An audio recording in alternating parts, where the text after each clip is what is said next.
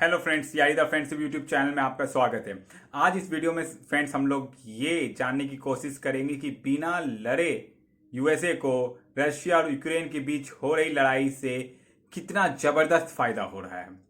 और आप जानकर हैरान रह जाएंगे कि इस वॉर में असली विजेता यूएसए ही है। कैसे?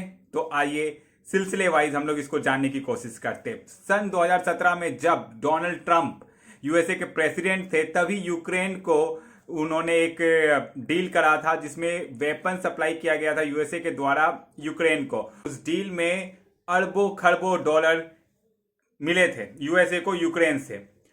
2019 में भी ऐसी डील हुई, 2021 में भी ऐसी डील हुई और 2022 तक आते आते ना जाने यूएसए ने यूक्रेन को ना जाने कितने हथियार बेच दिए।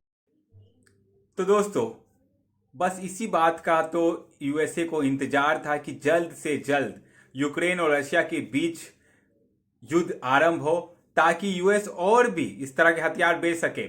वो कहने को तो कह सकता है कि अभी जो हथियार दे रहा है वो तो फ्री में दे रहा है कि जाओ तुम लड़ो, लेकिन इसका भी कभी ना कभी हिसाब किताब तो होगा और फिर यूक्रेन को इस हथियार के भी पैसे चुकाने पड़ेंगे ही पड़ेंगे। और दोस्तों, आपको मैं ये भी बता दूं कि जिस दिन ये युद्ध आरंभ हुआ उसके ठीक 2 दिन के बाद ही $350 मिलियन का वेपन फिर से यूएसए ने यूक्रेन को भेजा, जो अगर भारतीय रुपए में आप बात करें तो 2600 करोड़ रुपए में आपको आंकना होगा। इतना बड़ा अमाउंट है। तो सोच लीजिए 2500 करोड़ के आसपास यूएसए ने 2 दिन में ही यूक्रेन से कमा लिया। इसके बाद अगर ये युद्ध लंबा चलता जाएगा दोस्तों, तो जितने भी यूएसए में रहने वाले डिफेंस के जो वेपन्स बनाने वाली कंपनीज है उनको जबरदस्त फायदा होने वाला है। आपको जानकर के ताज्जुब होगा कि पूरे विश्व में यूएसए, जो कि नंबर 1 वेपन्स बनाने का जो देश है उसमें नंबर 1 यूएसए है, फिर रशिया आता है, फिर कहीं आपका जर्मनी, चाइना, फ्रांस, ये सब आते हैं।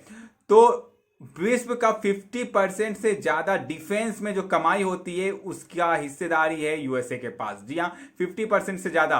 पूरे विश्व भर में 40 लाख करोड़ डॉलर का रेवेन्यू जनरेट होता है डिफेंस की कंपनी से, और जिसमें यूएसए को मिलता है 21 लाख करोड़ डॉलर, जो कि अपने आप में काफी बड़ा है। कई देशों का तो अपना एनुअल बजट इतना बड़ा नहीं होता होगा जितना कि यूएसए सिर्फ और सिर्फ डिफेंस सेक्टर से हथियार बेच बेच कर कमा लेता है। अच्छा, ये तो रही जहां तक कि डिफेंस से होने वाली इसकी कमाई की बात। इसके बाद दोस्तों, कैसे यूएसए को फायदा हो रहा है? यूएसए को दोस्तों ये भी फायदा हो रहा है कि रशिया एक दिन में जो यूक्रेन से लड़ाई कर रहा है उसे कम से कम 1.5 लाख करोड़ का नुकसान हो रहा है हर एक दिन। अगर ये 7 दिन 8 दिन हो गया तो अब तक रशिया को करीबन 12 से 15 लाख करोड़ 12 से 15 लाख करोड़ का नुकसान हो चुका है। सोच लीजिए दोस्तों, अगर 12 से 15 लाख करोड़ का नुकसान हो चुका है, इकोनॉमिकली रशिया, आपको मालूम है कोरोना केसेस के बाद इकोनॉमिकली कोई भी स्ट्रांग नहीं है। सबकी अर्थव्यवस्था, सारे देशों की अर्थव्यवस्था नीचे गई है। अगर रशिया और भी नीचे इकोनॉमिकली जा रहा है तो आपको मालूम है यूरोप में, तो आपको मालूम है रशिया और यूएसए दोनों एक दूसरे के कट्टर दुश्मन है। उसमें से अगर रशिया इकोनॉमिकली और कमजोर होता जाएगा तो इससे आखिरकार किसे फायदा होगा? यूएसए को ही फायदा होगा। सबसे दूसरी बात है, रशिया का इमेज को तहस नहस कर दिया गया। पूरे विश्व को ऐसा लग रहा है कि रशिया ने जानबूझकर यूक्रेन पे हमला किया। पर आप में से बहुत कम लोग ये जानते होंगे कि रशिया ने बार बार समझाया था कि यूक्रेन को मिलिट्री कैंप ना बनाया जाए, यूक्रेन को नाटो का सदस्य ना बनाया जाए। ये बिल्कुल वैसा ही दोस्तों, अगर आपके घर के बाहर जहां पर आप रहते हैं, आपके घर के पास वाले घर को किसी एक लोकल गुंडे को या ऐसे किसी लोग को दे दिया जाए जो हथियार से लैस रहता है, दिन भर कुछ ना कुछ हथियार और वेपन्स या बंदूक लेकर घूमते फिरते रहते हैं, तो क्या आप उसको अपने घर के बगल में रहना देना चाहेंगे? और अगर ऐसा कोई सिचुएशन आएगा तो आप चाहेंगे कि पहले उस घर को ही तहस नहस कर दिया जाए, अगर आपके अंदर उतनी क्षमता होगी।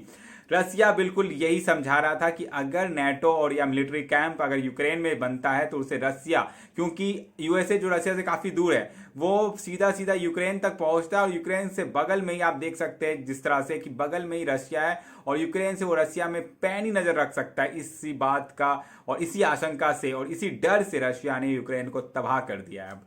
और जिसका सबसे मेन रीजन है यूएसए, जो अब बैठे बैठे मजा ले रहा है, कमाई कर रहा है और रशिया को कमजोर होता देख रहा है, क्योंकि बहुत से देशों ने रशिया में प्रतिबंध लगा दिया है। स्विफ्ट में रशिया को बैन कर दिया है, जिससे वो अब फिनेंशियली ट्रांजैक्शंस का नहीं कर सकता है। बाहर के उसके बैंक, जो रशिया के बैंक से, वो बाहर के बैंकों से इजीली कनेक्ट नहीं हो सकते हैं। बहुत मुश्किल होने वाला है। और दोस्तों आपको ये भी बता दें कि जितने भी डिफेंस वाले कंपनीज है यूएसए के, वो उनके शेयर्स 17%, 20%, 30% एक एक दिन में बढ़ते जा रहे हैं। मैं आपको एक बताता हूँ कंपनी यूएसए का। लॉकहीड मार्टिन कॉर्पोरेशन एक यूएसए की डिफेंस की कंपनी है जो हथियार वगैरह बनाती है। एक एक दिन में इनके शेयर 17 से 20% तक बढ़ जा रहे हैं। जबकि बाकी अगर आप रशिया की बात करें तो रशिया के शेयर एक एक दिन में 30% गिरने लगे थे। यहाँ तक कि वहाँ के जो प्रेसिडेंट है पुतिन, उन्होंने तो 5 दिन के लिए स्टॉक मार्केट ही बंद कर दिया। तो यूएसए को तो डबल फायदा हो रहा है। एक तो उसके यहाँ के शेयर बढ़ते जा रहे हैं और रशिया के शेयर मार्केट को ही बंद कर दिया गया है।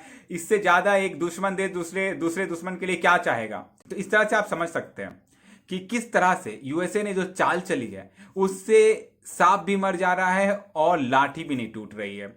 रशिया बर्बाद हो रहा है, रशिया की सारे देशों में थू थू हो रही है, बदनाम हो रहा है, लेकिन इसके पीछे सबसे बड़ा कारण है यूएसए। यूएसए अगर चाहता तो इस युद्ध को कभी भी रोक सकता था। वो कह देता कि नहीं, यूक्रेन में अगर मैं मिलिट्री कैंप करता हूं तो रशिया को की जो आशंका है वो वाजिब है और इससे विश्व में युद्ध होने की आशंका बढ़ जाती है। तो यूएसए चाहता तो रोक सकता था, लेकिन यूएसए ऐसा नहीं कहेगा, क्योंकि यूएसए की इतिहास है। अगर आप 1776 से लेकर 2020 तक का इतिहास देखें, लगभग 244 साल, लगभग 244 साल में यूएसए 225 साल किसी न किसी युद्ध में शामिल रहा है। तो सोच सकते हैं जो देश 244 साल में 225 साल तक किसी न किसी युद्ध में शामिल रहा है, वो कभी भी चाहेगा कि दुनिया भर में कभी युद्ध ना हो या शांति बना रहे। अगर शांति बना रहेगा तो आप समझिए 21 लाख करोड़ जो सालाना ये सिर्फ डिफेंस से इसकी कंपनियां कमाती है, वो कहां से कमाएगी।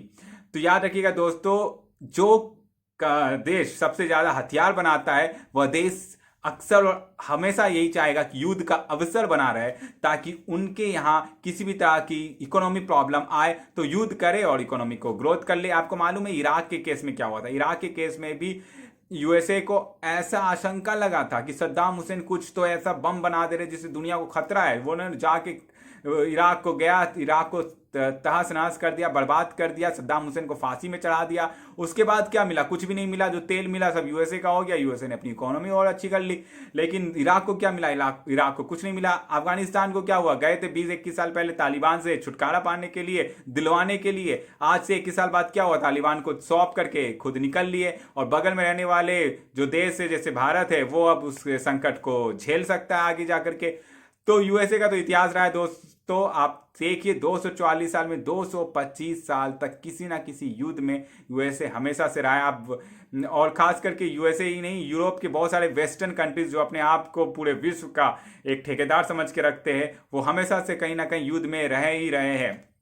चाहे वर्ल्ड वॉर 1 हो, वर्ल्ड वॉर 2 हो या छोटे मोटे जितने भी युद्ध हो, अमेरिका प्लस यूरोप हमेशा से इनका ही इन्वॉल्वमेंट रहता है। बाकी जो कंट्रीज है एशिया अफ्रीका में, इनका ना लेना ना देना रहता है, फिर भी ये इन्वॉल्व हो जाते हैं और इकोनॉमी इनकी भी खराब हो जाती है।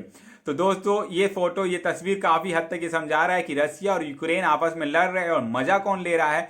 ये मजा ले रहा है यूएसए। ये बिल्कुल वो बिल्ली वाली कहानी है, ना रोटी इस बंदर को मिलेगी ना रोटी उस बंदर को मिलेगी। बिल्ली आएगी और रोटी खाकर चली जाएगी। धन्यवाद।